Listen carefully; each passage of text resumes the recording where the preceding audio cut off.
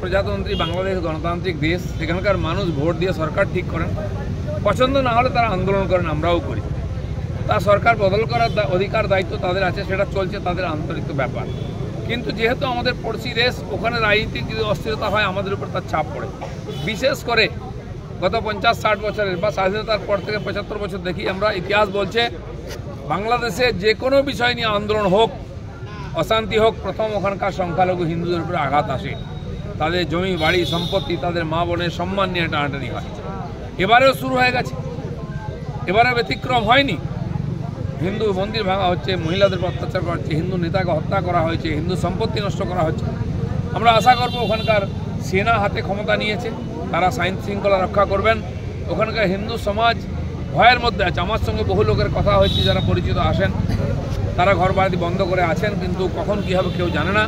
আমি আশা করব ওখানকার হিন্দুরা যারা ওই দেশের স্বাধীনতার জন্য তাদের পূর্বপুরুষ প্রাণ দিয়েছেন, বাংলার স্বাধীনতার জন্য লড়াই করেছেন, প্রাণ দিয়েছেন, জয় বাংলা স্লোগান দিয়ে ঝাঁপিয়েছেন, তারা তাদের অধিকার নিয়ে নিজের পূর্বপুরুষের জমিতে নিজের দেশে থাকবেন, সেই ব্যবস্থা ওখানকার সরকার করবে। আমরা সতর্ক আছি, নজর রাখছি যাতে ওখানকার হিন্দুদের উপরে যে অত্যাচার হয় এখানেও প্রতিক্রিয়া হওয়ার সম্ভাবনা আছে। সেরকম কিছু হবে না আশা করে আমরা আছি। আশা করব শান্তিতে মিটে যাবে, তারা আবার সরকার গঠন করে শান্তিতে থাকবেন। কিন্তু মজার ব্যাপার, ওখানে ছাত্র আন্দোলন শুরু হতেই এখানকার যে পার্টিগুলো স্টেটমেন্ট দিয়েছিল, মমতা ব্যানার্জি প্রথমেই বলেছিলেন যদি চলে আসেন আমরা জায়গা দেবো। আজ উনি কী বলছেন, কেউ কিচ্ছু বলবেন না। বিশেষ করে বিজেপির লোকেরা কিছু না বলেন।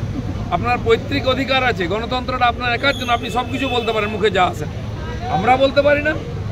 এখানে কি এক পার্টি গণতন্ত্র চলছে? যে কমিউনিস্ট পার্টি সিপিএমের লোকেরা ছাত্র আন্দোলনকে সাপোর্ট করে কথা বলছিল, তারাও বলছে ওই ব্যাপারে কিছু বলা চলবে না, কারণ আপনার রাজনীতির রুটি সেঁকে নেবেন। আর হিন্দু সমাজ যখন মার খাবে তখন মুখ বন্ধ।